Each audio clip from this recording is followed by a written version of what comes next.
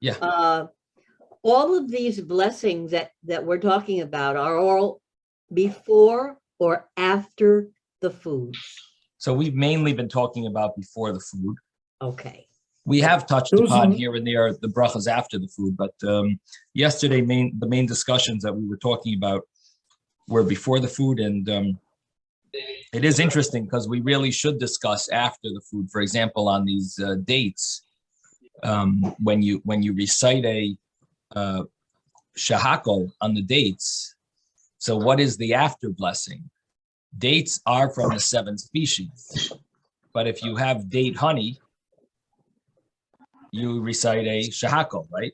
Or date beer, you recite a shahakol. So the interesting question would be, would you recite what after blessing would you recite? Because on the one hand, this is from the 7 species. On the other hand, it seems to be a change from the original drink or food that was part of the 7 species. So, for example, this would apply to pomegranate juice as well. What bracha would be on pomegranate juice? The after bracha.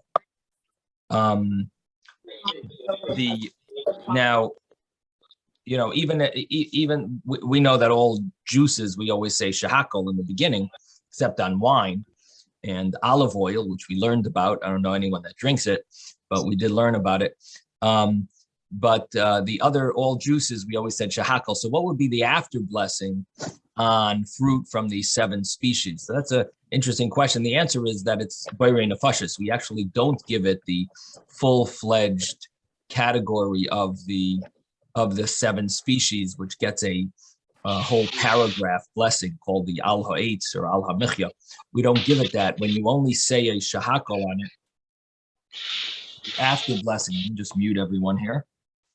The after blessing is going to be a boirei nefashos, the one line, the one sentence after blessing.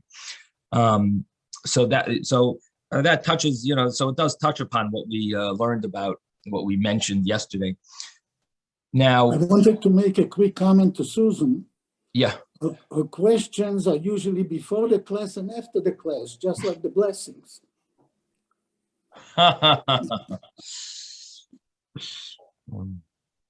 So the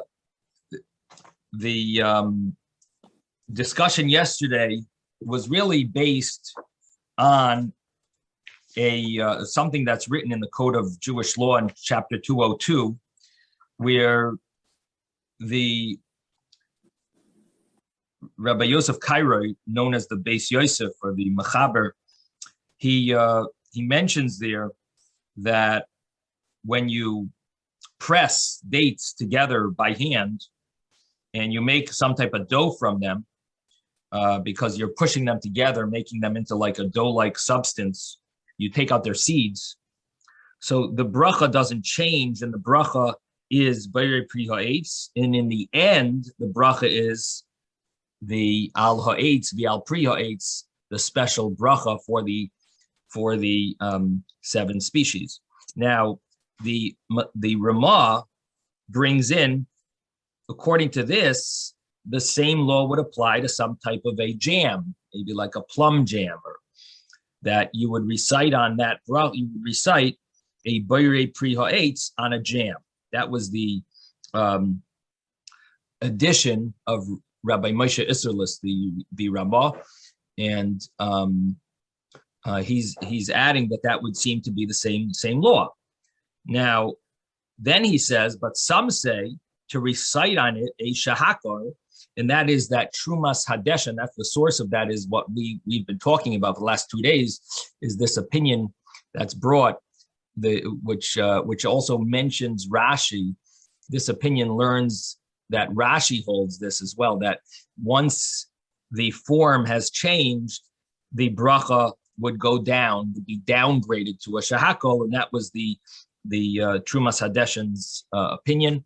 And it's mentioned, it's hinted to in Rashi. Rashi is unclear. Rashi says trima means it's not fully crushed. So the question is, what would be the law if it was fully crushed? And the Trumas Hadeshin wants to say that Rashi would hold that fully crushed would be downgraded. The Mechaber here didn't say that. The Mechaber here said you have the dates that you've made a dough out of, and the bracha stays the same. And in any event, the Ramah mentions this opinion that once it's changed, the bracha changes, and he concludes it's good to be careful, lechatchila, preferably to recite a shahakol on it. But if you did say bari pri ha'etz, you have fulfilled your obligation because that is the main view. So the main view really is that even something that's changed in ground, it really does lose its bracha. The main view, excuse me, the main view is that something that's totally ground does not lose its bracha. And therefore, if you recited ha'etz, you definitely have fulfilled your obligation. But we want to cover all grounds, cover all opinions, and therefore, the easy way to cover all opinions is to say a shahakol, but not because we really think it's shahakol. Really, we think it's ha'etz, and that's the main view. So that was what we were discussing yesterday, and then we did get into a discussion of like almond butter or peanut butter as well was mentioned. So what comes out from this is that there is the proper bracha that we assume is the proper bracha, and then there's in practice we want to cover all grounds.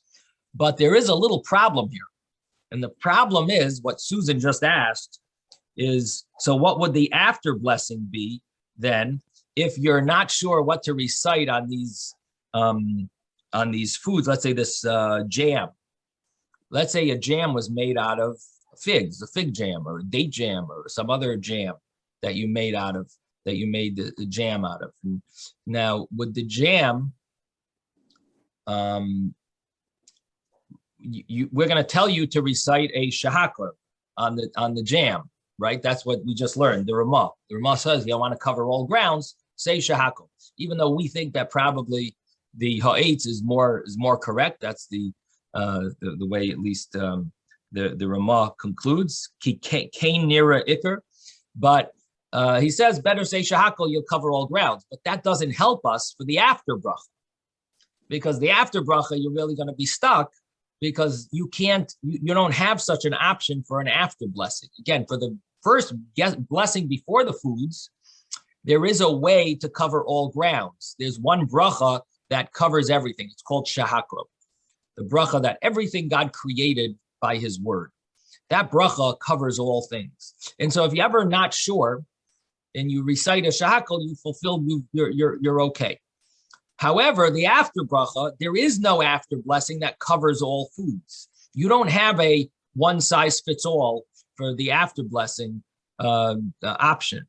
And so the Mishnah Berurah brings up this problem, and he says, so what should you do regarding the after bracha?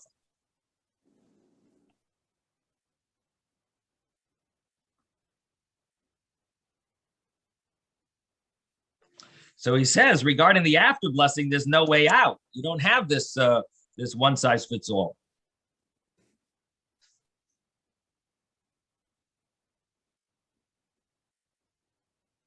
So the Mishnah Berurah concludes that if you have no way of reciting brachas on other food items, and then eating enough of them so that you could recite an after blessing, both the long after blessing of the al ha'etz and the one sentence after blessing the bari nefashos, that would be the preferable thing, to eat other foods with each of those after blessings, and then you could have in mind to cover the this food that's all crushed in like a jam, and the questionable, which is questionable. But if you don't have any other foods and you ate this jam and now you want to recite, you don't know what after blessing to recite, the Mishnah Berurah concludes and he says, it seems to me you should recite the longer after blessing, the al ha'etz, the al pri ha'etz, because that's what the Ramah seems to feel is the main view.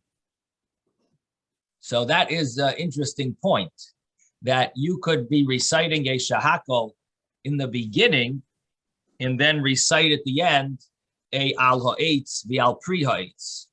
What does Now, Rabbi? What does the Shulchan Aruch say? The Shulchan Aruch doesn't mention the Shulchan Aruch. Well, depends. Rabbi Yosef Cairo has no problem because Rabbi Yosef Cairo in the Shulchan Aruch, he says that the beginning bracha is ha'etz. So if the beginning bracha is ha'etz, then you have no problem at all with the after blessing. But the Ramah makes it into a problem. The Ramah. So for the Sephardim, you don't really have an issue because the Sephardim don't follow the Ramah. The Ashkenazim follow the Ramah. So the Sephardim have no problem. They can say in al ha'etz v'al pri ha'etz. But the Ashkenazim, we have the Ramah says that this is an issue. We want to cover all grounds. We want to cover this opinion of the Trumas Hadeshen. So what comes out is that something very surprising, and I'm not sure how to reconcile this, but what comes out is that you're starting the beginning bracha is a shahakol. In the after blessing, you're going to recite a al ha'etz v'al pri ha'etz. Is that called a contradiction from beginning to end? Are you contradicting yourself? See, there is a concept that a person can't do something that contradicts himself. For example, if you daven too late mincha, you can't go and daven an early Ma'ariv. Because if you want to claim that it's still day and you're davening a late mincha, you can't go and jump and say, no, I'm following the other view that it's Ma'ariv. You have to decide which one you're following. You want to say it's now still day, fine, you daven mincha, but then wait till that view holds when the evening. You can't do something that's contradictory. So, for example, there is a view that says Ma'ariv you could daven an hour and a quarter before sunset. It's a halachic hour and a quarter. It's not necessarily exactly 75 minutes, but it's somewhere around there, maybe 60 minutes and 80 minutes. It's somewhere around an hour and a quarter before the sunset to daven Ma'ariv. So if you're davening mincha in that period, it's a little problematic to go and say, oh, I'm going to daven Ma'ariv also now because it's night. If it's night, then you shouldn't have davened mincha now. So here I'm sharing with you my dilemma of the fact that is this called a contradiction because you said a shahakol in the beginning, which implies that the fruit is not the way the 7 species are honored to be. This is not the way they're blessed. This is not the blessed fruit of Israel, because you're eating it in a method, in a way that's not the way it's blessed. Now, if that's so, then the after blessing is not appropriate to be it seems to be a contradiction. You're calling it not the appropriate way the fruit is in the beginning. You're giving it a shahakol, and in the end, you're saying that it should be al ha'etz, which means that it is the way Israel is honored and blessed with this way this fruit is, with the I shouldn't say the method, but the appearance and the way the fruit is being displayed. That is not that is that the way Israel is blessed or not?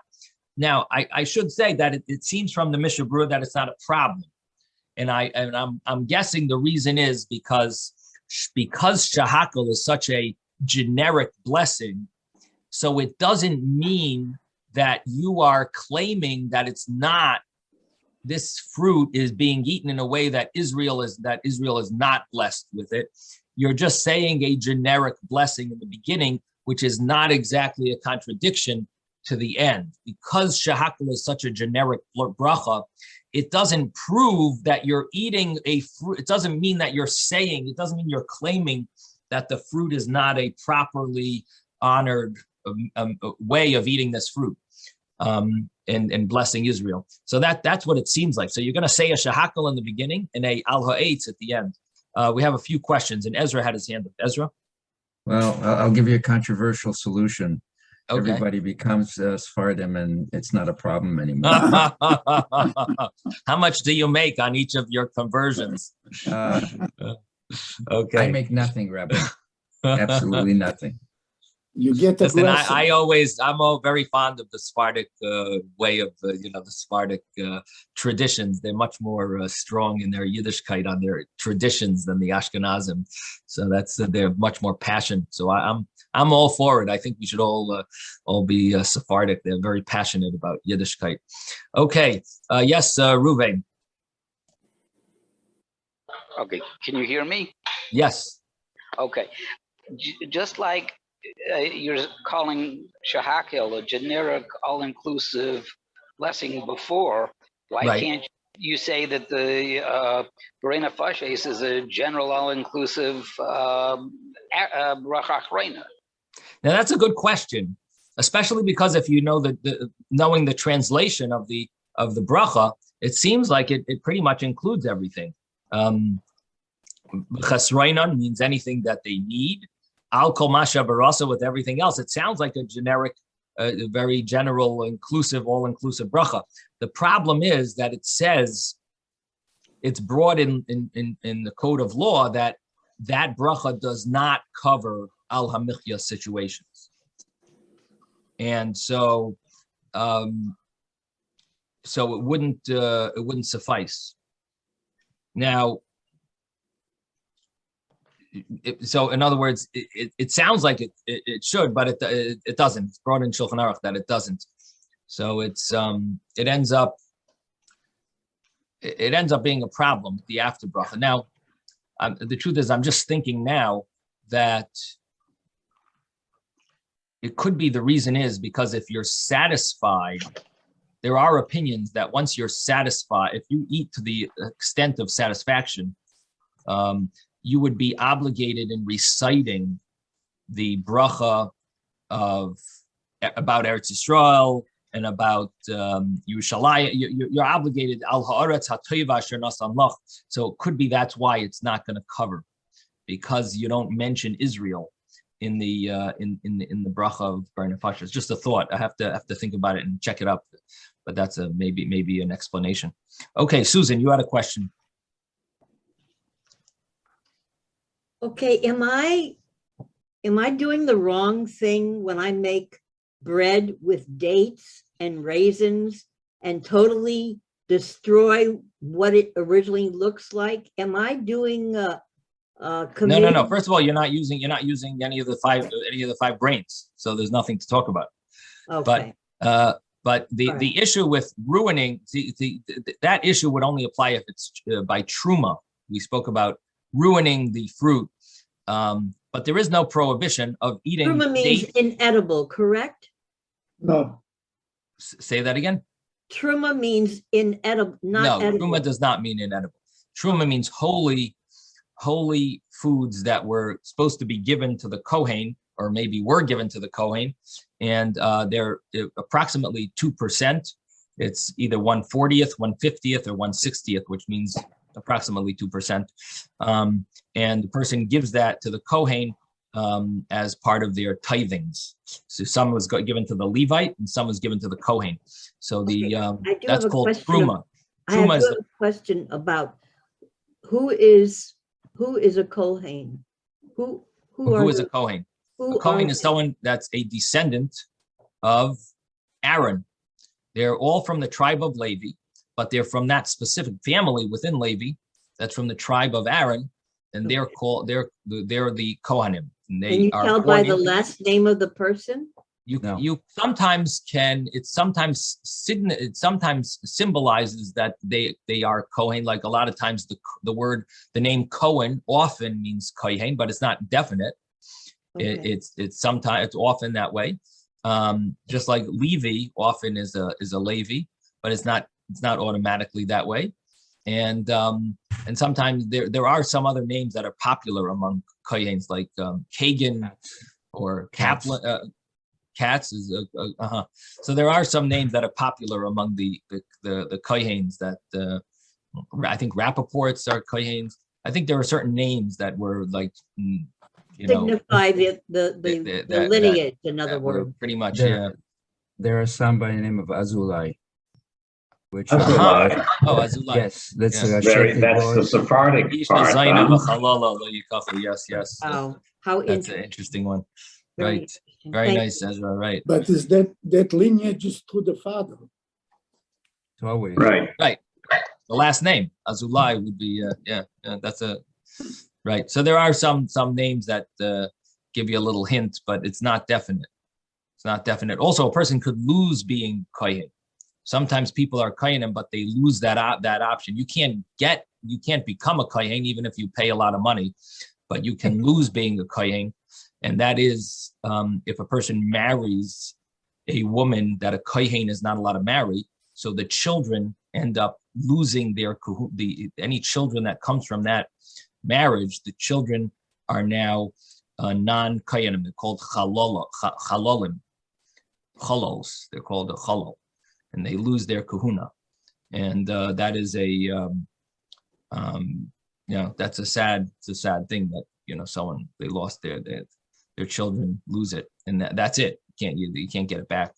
The father can then divorce his wife and marry a kosher wife, and then his children will be kosher afterwards. But the earlier children that were born from the prohibited wife, they're not koyanim. And that's the story. Yes, Robert. I find this interesting, but I've never been able to, maybe I haven't looked in finding where it is recorded, descendants of, again, Kohanim and Levi, and how that essentially is a tradition it's an oral tradition.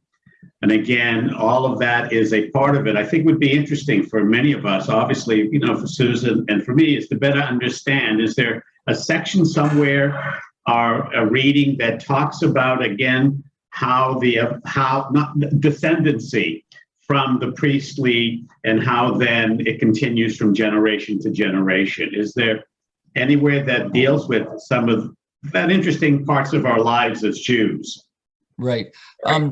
First of all, there are some verses in Torah that you could find. Okay. One of them would be regarding the laws of Truma, where it mentions about Truma, and also the fact that Pinchas is the grandson of Aaron. He became Loi Ulazaroi L'Doirei Sav, him and his grandchildren forever.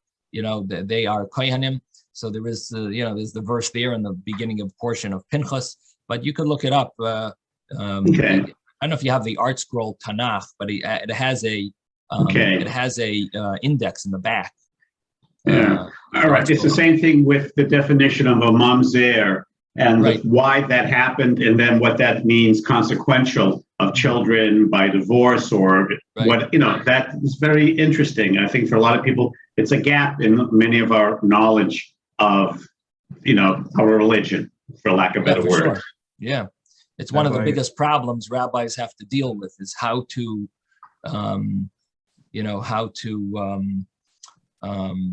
if there's any leniency, to get a mamzer out of their situation. And one of the tricks the rabbis use is that they somehow annul the original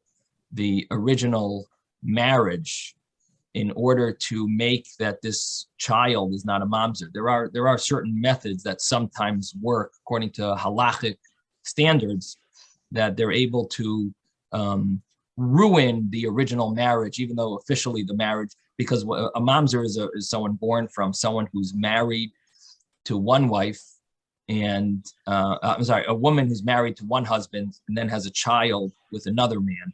And if they annul the first marriage, then the child with the second man will not be a mamzer. So the question is how to annul a marriage retroactively.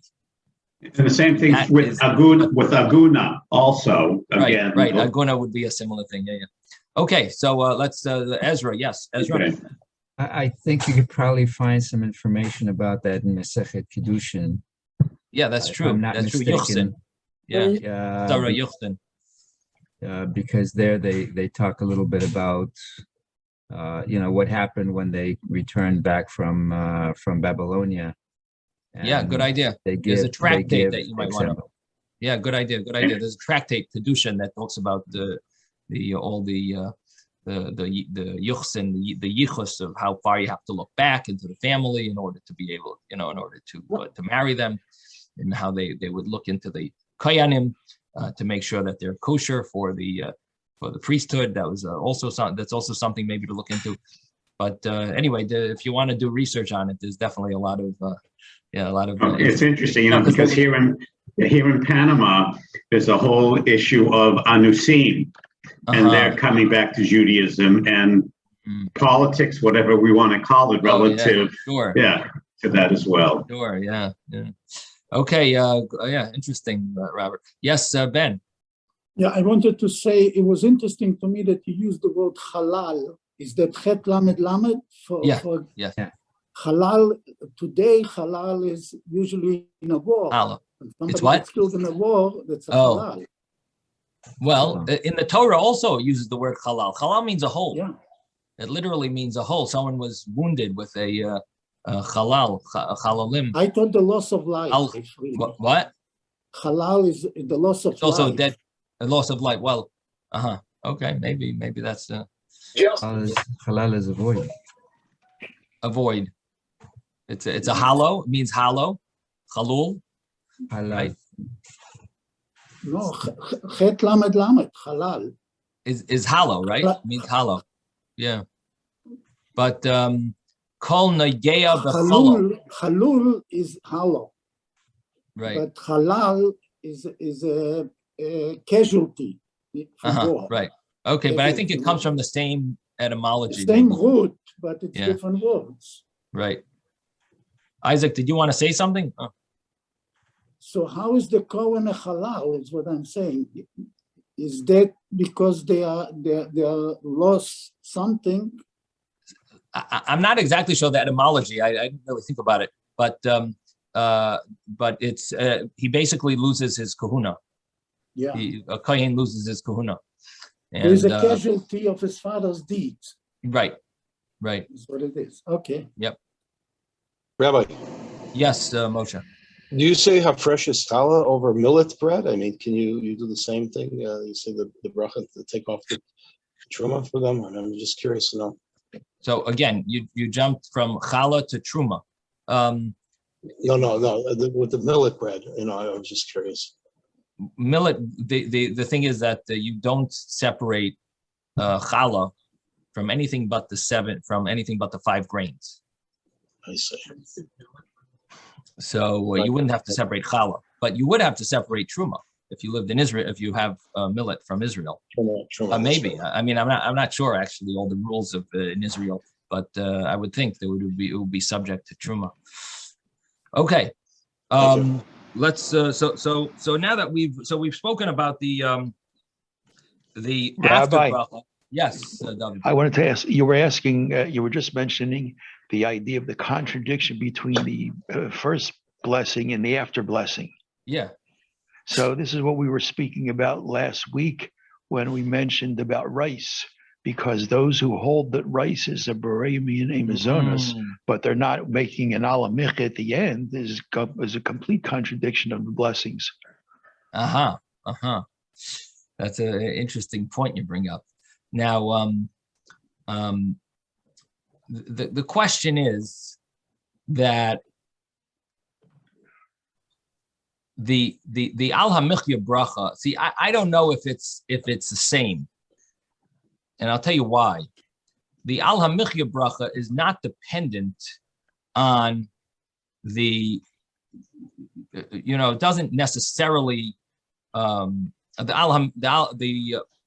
the bar minim zaynes doesn't necessarily obligate an al hamichya bracha. Not necessarily so. Mazain is mazain, and there are different opinions actually. If you said bar minim zaynes on other foods that are mazain, that would you fulfill did you fulfill your obligation? So bar minim zaynes doesn't necessarily require an al hamichya at the end, but when it comes to the 7 species, in order to say the after bracha on the 7 species, that would seem to require at least a bar priha adama or bar priha eitz in the beginning, possibly even bar minim zaynis. So, in other words, you would need, in order to say that after bracha, that's where you see a contradiction. But it's an interesting thought that you have about the I mean, the only thing is, David, that our Gemara clearly said you say Bari Minim Zainis on Eidos, and the after bracha is Bari Nefashis. So it's not a it's obviously okay. So that's the bottom line is that it's okay to do in your scenario. The scenario that I was talking that Mishnah Berurah brings in, I was just throwing this idea because it does seem more contradictory because of the fruit of the 7 species, and but you're saying a shahakal in the beginning, but I answered it that it's really not such a problem because the shahakal is a very inclusive bracha and it does include, really anything. But anyway, good point. Yes, Isaac, I think you wanted to say something. No? No. Oh, Ezra. Okay. I don't think it's a problem because look at oranges. Okay, oranges we say boy priyaretz, and at the end we say shahakol because it's not a fruit. Very nefashos. Eretz Yisrael, even though it's not a fruit of Eretz Yisrael, even though it's grown there. So the fact is that rice is a decision of the rabbis. It's not something that's beferish written in the Torah as one of the 5 species. So if the rabbis basically said that you make a bohemian mezonot on it, there's nothing wrong in parallel, as I've shown before with the oranges, to make a bohemian nefashot at the very end. Okay, right. Very good. Okay, so let's get back. So we were talking yesterday about peanut butter and almond butter and cashew butter, I guess. And so I was pulling up some stuff online. So I saw that they bring this code of law that I brought down about the shahako when fruit is completely pureed, and the Ramah holds that the bracha shahako by fruit jam, if it no longer retains its original consistency, the bracha is downgraded to shahako, and accordingly, the bracha on these nut butters would be shahako. Now, that doesn't mean that that's really the best, that's the initial assumption of the bracha, because there is that other view that's the main view, and that the bracha would be the regular bracha of the fruit. Rebbe, you said if you pureed it, then it becomes a shahakol? That's the conclusion of the halacha based on that Ramah. Sure. But that doesn't mean that there isn't the other view that the Ramah also mentions, that the Mechaber mentions. And I wonder if Sephardic Jews would follow this, because it seems the Beis Yosef says that even something that's pureed retains its original bracha, and I would assume the Sephardic Jews follow that, and that's based on the Rambam. The Rambam is one that argues on this Trumas Hadeshin and Rashi, the simple meaning of Rashi, and the Rambam holds that it's, and many Sephardic Jews follow Rashi as well, follow the Rambam as well, excuse me. And the Rambam holds that anything that's pureed would lose its original bracha. Well, those tough Sfardim, they don't need to puree anything. Just drink a little arak and it covers it. It washes right down. That's right. That's right. So now he does bring here, interesting. He says, according to Rabbi Soloveitchik, who holds the bracha on peanut butter is ha'adama, the bracha for nut butter would also be ha'adama. And we mentioned yesterday, it is a little surprising that why isn't it ha'etz? And because peanuts are not an eitz. It's underground, it grows. Yeah, no, he's talking about even almonds. He's saying it would also be ha'adama. So he wants to follow a different opinion, the Rosh, that one does not recite ha'etz on a fruit which has completely lost its form, but it does not have a lower status than peanut butter, and we would recite ha'adama. So that's his That's his conclusion. Interesting about peanut butter. But then when you look at their article about peanut butter, then they have a different article. What bracha is cited on peanut butter? A spoonful of peanut butter eaten plain. So he says there are two opinions regarding the bracha on peanut butter. First, we'll discuss the opinion that holds the bracha on peanut butter is shahakol. Shulchan Aruch writes that one recites Adama on cooked beans. The Rama adds that if the beans completely disintegrate, one recites shahakol. Therefore, it should follow that the bracha on peanut butter would be shahakol, since the peanuts completely lose their identity. However, the Magen Avraham explains that the bracha on disintegrated beans is downgraded to shahakol because this is not the normal way the food is eaten. Cooked beans are normally eaten when they are still identifiable as beans. So if that's the reason, then most peanut butters today are processed into peanut butter. Most peanuts are processed into peanut butter. In other words, the majority of peanuts are made into peanut butter rather than eaten raw as peanuts or roasted as peanuts. I should say whole. So because of that, the usual way of eating peanuts is peanut butter. So Shlomo Zalman Auerbach said that even today one should recite shahakol because whole peanuts taste better than ground peanuts, and peanuts are not ground to improve their taste. Therefore, once the peanuts lose their form, the bracha is downgraded to shahakol. So what he's explaining is that the opinion that says that foods that are ground, and even if they're totally ground up and they lose their identity, they retain the bracha. Even that opinion, that only is if it doesn't ruin its flavor. But if it does ruin the flavor, then it does lose its bracha. And that's so Shlomo Zalman Auerbach wants to explain that even the Magen Avraham that says that the reason why beans that are ground up would be shahakol is because that's not the normal way of eating them. And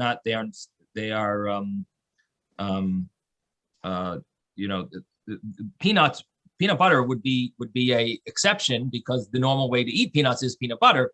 But even then, you want to say a ha'adama on peanut butter. So Rabbi Shlomo Zalman Auerbach says no, because you did downgrade it. You ruined the flavor because peanut butter tastes worse than whole peanuts. And so you've downgraded it, and therefore the bracha is downgraded. We did mention this yesterday that if it does get downgraded, then you lose. And now I don't know if that's subject to opinion. If it really does it taste worse when it's made into peanut butter than peanuts? I mean, I guess it does. I guess it doesn't taste as good if it comes down to personal preference, whether you prefer peanuts or peanut butter. That's right. Maybe Rabbi Auerbach didn't like the peanut butter, so therefore he said whatever he said. Right, Israeli peanut butter, huh? But who knows what that Israeli? But even chunky peanut butter is still, peanut butter. So you want to say maybe chunky might be different. Because it still retains the pieces of peanuts within it. But even in the case where it's smooth peanut butter, it still tastes good. That's they the sugar. That's what I'm saying is that it depends upon the individual. No, the sugar. He's saying the sugar is added. No, I'm not worried about the sugar. I'm saying is upon the individual. That might be why it tastes so good. But then you have to compare it to sugar honey covered peanuts. Mix in sugar. So I wouldn't do that. I wouldn't do that. Friend? But so then they mentioned the store-bought chunky peanut butter is also shahakol since it's made of smooth peanut butter with peanut chunks added afterwards. Now that's very interesting. That you would think chunky peanut butter is that they don't grind it as much. No, they grind it just as much, and they just add some chunks from some other peanuts that they crunched up. So because of that, the main thing is smooth peanut butter, and it's not that it's it's like when you buy a chicken in the store, you're not getting the 2 feet and the 2 tops from the same chicken. You're getting 2 bottoms and 2 tops from 4 different chickens, and they just put it together into a package. That's what. No, I'm not joking. That's what That's true, yeah. So anyway, here also the peanut butter. They're not putting they're not just grinding it less. If they ground it less, it would seem that would be, you're seeing the pieces of the peanut butter. It's not fully ground, and then the bracha would seemingly be adama. You don't agree, Isaac? No, it makes sense because Yeah. they couldn't. There's no way in an industrial environment that they're just not mixing it so much so it's chunks.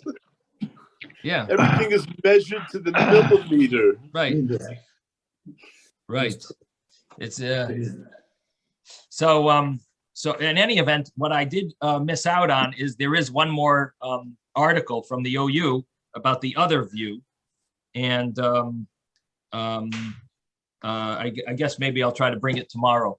So question yes, with the chunky peanut butter. I mean, most the people who like the chunky peanut butter like it because of the chunks of peanut butter. So wouldn't that in itself be the reason to say ha'adama? That's a good question. Let me think for a second. The chunks of the peanuts. Maybe on the chunk. So would you then say 2 brachot, one shakol on the peanut butter and one on the chunks themselves? Let me think for a second. Can you recognize those chunks as being peanuts, or is it just? You can actually see them. You can see the lumps. Isn't it a matter in the of distribution of how it's chopped up in there? If it's in large chunks, it would be adama. But you can actually see the chunks. You can see the chunks, and you can take and feel the chunks. But that's a new phenomenon. Years ago, they didn't have it. What? So just looking. Skippy didn't want to have shilas, so they mix it more. Not 100 years ago. It's an interesting question. You're saying that the primary thing for the person who enjoys chunky peanut butter is really the chunks, is really the chunky part. Otherwise, they would buy the regular peanut butter. Rabbi? Well, this is the thing. Some people like the chunks as an addition, but they really want the peanut butter, but they like a little chunk to it. Some people only like the you're saying that there's maybe an option that someone might only like the chunks, and they're the people who in the family eat the chunky part and then leave the rest for the rest of the family. So those people that do that, they always scoop out only the chunky part. Rabbi, you're reading too much into my question. My question is, I like peanut butter, but I also my wife also likes peanut butter, but she likes chunky peanut butter. She likes the chunks.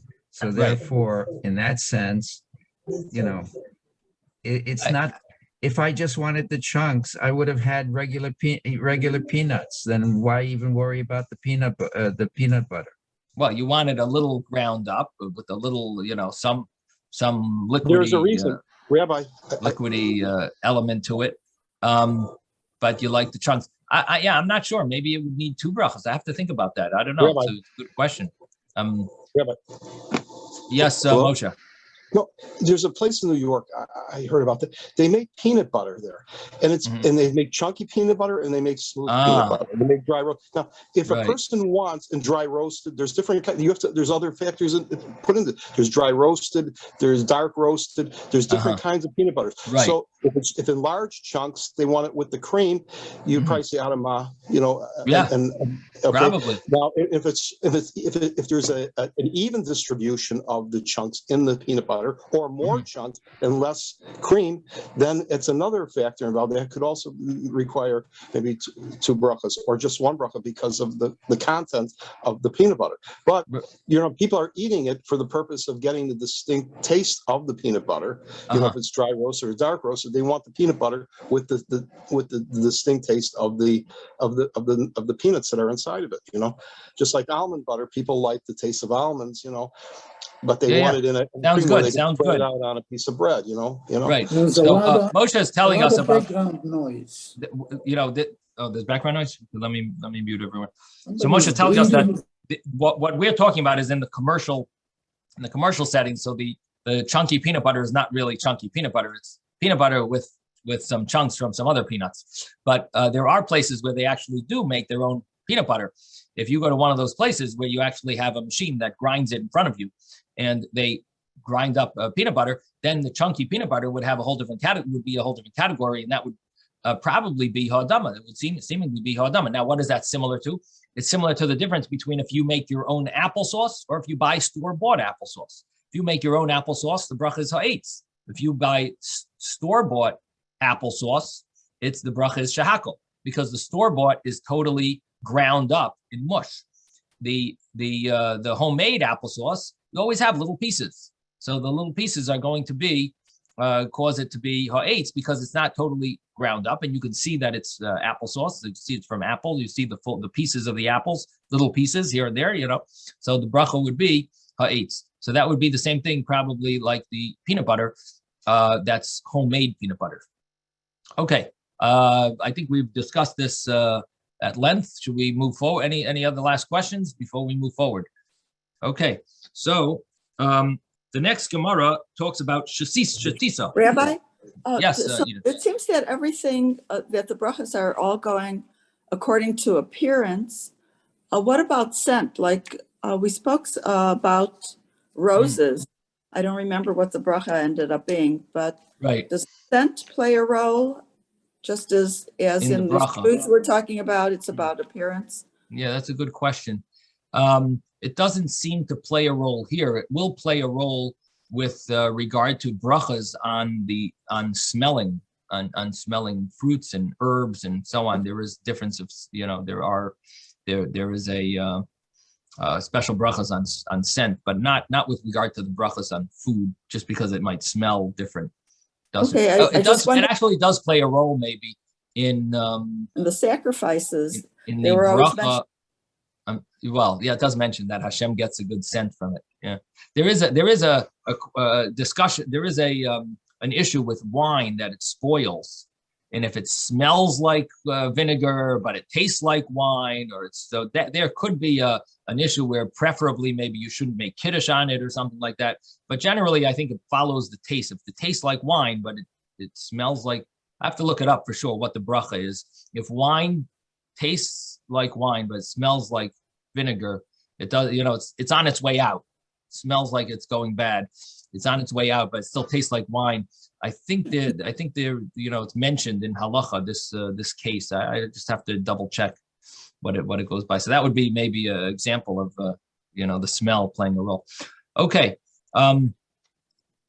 let's continue. So we're in the Gemara on page 38a, and we are at the place where it says there's a dot in the Gemara, like a period, and the Gemara starts shatisa. It's like halfway in the middle, smack in the middle of the page, like maybe 25 lines from the top.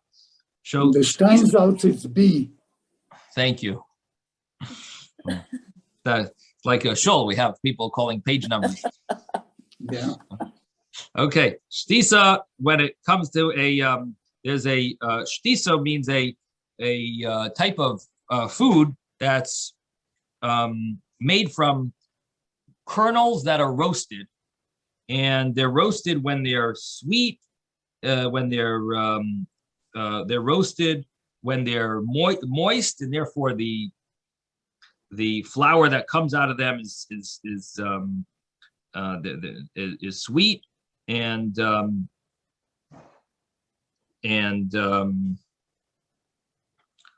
they're roasted when they're moist, and therefore, or maybe they're made into flour first. Probably made into flour, then roasted, and ultimately they mix with it oil, water, and salt, and possibly honey as well. So this is shatisa. It's so the Gemara says that there's an argument here what the bracha is.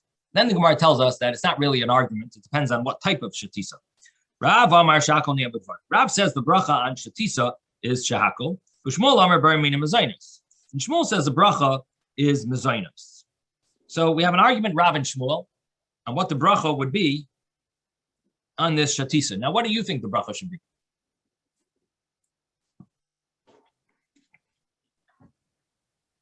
Anyone? We had a famous statement of Rav and Shmuel from before. Anyone remember the famous Rav and Shmuel? That anything that has in it from the 5 grains, the bracha is mezainis, right? So this seems a little problematic for Rav. Rav seems to be backing out. Is he changing his view? So here he says it's shahakol. But what do you mean? There's flour in it. It's anything from the 5 grains. That becomes the main. That's the main ingredient. So the Gemara says, "Amar Rav Chizda v'lei pligi." There's no argument. Haba ava haba raka. One is talking about that it's thick, and the other is talking about that it's thin, which means one they add more water to, and one they add less water to. If they add more water to it, it becomes shahakol. If they add less water to it, it becomes mezainis. Now, the Gemara says, what is the difference of the thick and the thin? Ava is la'achila avdila. The thick one they use for eating, and raka l'refuah ka'avdila. And the runny one, the loose one, is for healing, for medicine purposes. And because of that, the bracha would be shahakol. At least that's the simple meaning of the Gemara, is that the reason why one is going to be mezainis is because that's regular food, and the other is really more medicinal and medicinal, and therefore the bracha would be shahakol. Maybe we'll see tomorrow that there is another way of learning this, but this is the simple way, that the bracha is because it's made for healing, it's made for medicine. Therefore, the bracha is shahakol. So Rav Yosef then asks a question, because now if something is made for medicine, on Shabbos, you're normally not allowed to eat it. You're not allowed to have it, because anything from medicine, unless a person is sick, but if they just have some type of an issue, they're not comfortable or something like that, you're not allowed to take medicine on Shabbos. Person's sick, then there are, there's reason to, there's a, exception to the rule. Then you can take medicines. But medicines that are just for michosh ba'alma, like the type of discomforts that a person has, you're not allowed to take medicine for that. So, for example, a Tylenol, I don't know nowadays what the final conclusion is. I don't take Tylenol. I try never to take. But people who take Tylenol, I remember in yeshiva, the rule about Tylenol was that if a person was limited to their bed because of their headache or because of their fever, and they had to lay in bed, so it's called nechla kol gufay, their whole body is sick, then you can take a Tylenol. But if your headache was not so much that you would need to lie down, then you would not take a Tylenol on Shabbos, because it wasn't, it's considered more of a michosh. It's more of you're in a discomfort, you have a headache, but it's not such a bad headache that you would want to lie down, or you have maybe a little fever, but it's not, you don't feel like you need to lie down. So that's not called nechla kol gufa. Your whole body is not sick. Therefore, you wouldn't take a Tylenol. I don't know nowadays. It could be there's more. I don't know. There could be there's different rules. I haven't really looked into it lately what the rule is with Tylenol, but some people take Tylenols every day. I don't know exactly if it became a food, maybe. But in any event, that's the general rule, that you can't take medicine. So the Gemara here is saying that the shatisa that's loose is considered is a medicine, and therefore the bracha shahakol. So the Gemara asks, Rav Yosef asks, that Vishavin, in both, there is a brisa that discusses an argument where Rabbi Yossi Bar Yehuda and Rebbe discuss if you're allowed to make shatisa on Shabbos with a shinoi. If you do it in a way that's not the norm, would you be allowed to make it on Shabbos to mix these things together? So Rebbe holds that by putting the water into the flour, it would be a prohibition of kneading. And kneading you're not allowed to do on Shabbos. Now, Rabbi Yossi Bar Yehuda says that you're not prohibited to knead until only if you actually knead it. Not pouring the water doesn't prohibit. Pouring the water doesn't begin the prohibition. The prohibition starts when you knead it. So if you do it with a shinoi, with a change, so then you would be allowed to make the shatisa, the thick shatisa on Shabbos. So because you're doing it with a shinoi, with a change. So this is a discussion in the Tractate Shabbos, in the laws of Shabbos, a brisa. It's a brisa in Shabbos, and it mentions there that both of these views agree that you are allowed the shovin, and that's where our Gemara starts. Again, I just mentioned to you what the earlier brisa had stated, the earlier sentence stated there. It doesn't bring it down in our Gemara, but our Gemara continues and says vishavin. It says they both of those views agree shabaychashin, that you could mix with a spoon es hashatus, the soft shatus, vishabas on Shabbos, because when it comes to a soft mixture, there's for sure no kneading. Kneading would apply if it was a thick mixture. If it's a soft mixture, it would be allowed, because that's not kneading at all. So both of these views, even the view that says you're not allowed to make the thick mixture on Shabbos, they both agree. Shavin means they both agree. Boichashin, that you could mix it with a spoon. Again, kneading normally would be with your hands. Here, boichashin means that you're mixing it with a spoon, meaning it's a very soft, it's a soft liquid, it's a soft batter, it's a batter, and therefore it would be permitted. They both agree that on Shabbos you can do it. And what do we see from there? We see that it must be that it's not a medicine, because if it is medicine, then you wouldn't be allowed to make it on Shabbos, because you're not allowed to take it on Shabbos. So what are you going to tell me? You're going to take it for Sunday? Then you're not allowed to make it on Shabbos for Sunday, right? You can't prepare Shabbos for the weekday. It must be that they're planning on eating it on Shabbos. And if you're eating it on Shabbos, therefore you're allowed to make it on Shabbos. Therefore, it must be that it's not a medicine.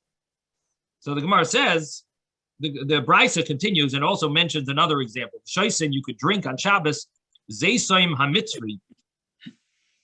And this is some type of drink that's a mixture of either barley or wheat that together with crocus and salt and like it seems like an equal mixture of some type of grain, salt, and crocus. And crocus, some type of a flour that I think they make. What do they make from it? They make saffron from it. Saffron is made from crocus flour. But anyway, this is a mixture. It was done for.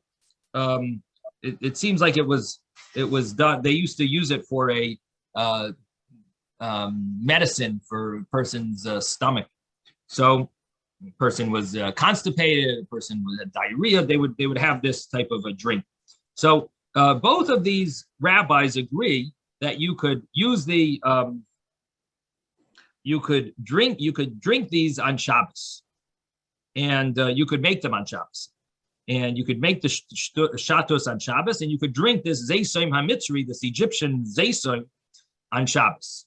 Now, v'isal kadaitach, and if you're going to tell me that l'refuah kamachaven, that the shatisa is meant for refuah, for healing, refuah b'Shabbos mishari. Is it permissible to take medicine on Shabbos? We know that the rabbis prohibited taking medicine on Shabbos. It's not biblical. Biblically, you would be allowed to take medicine on Shabbos, but rabbinically, you're not allowed to take medicine on Shabbos. And the reason is we're afraid you might end up crushing different herbs and being transgressing the laws of grinding. So we're afraid you might end up grinding herbs in order to make medicine. So if we allow you to have medicine on Shabbos, you might end up grinding, and therefore the rabbis prohibited on Shabbos to grind. So the Gemara is trying to prove that obviously this is not a medicine. So this is Rabbi Yosef is proving that you can't call this a medicine. It's not a medicine. So he's asking Rav Chizda. Rav Chizda wanted to explain that the medicine kind is shahakol, the non-medicine kind is mezainis, and Rav Yosef says we have a brisa that says that you can do it on Shabbos. It must not be medicine. So the soft one, the loose one, is not medicine. So that's where we're going to have to stop. Yes, Susan, you have a question? I'm having a problem with you're talking about medicinal drinking of medicines on Shabbos, and on Friday night I always have chicken soup, clear chicken soup, and that's medicinal. But that's Jewish penicillin. A food, right? It's both. Right. So we're gonna have an answer for you tomorrow, Mr. Shem, if we get up to it. So The next line. Before Shabbos, we'll try to have an answer before Shabbos. For you. Okay, Sei gesund, everyone. Sei gesund. Bye, Rabbi. Okay.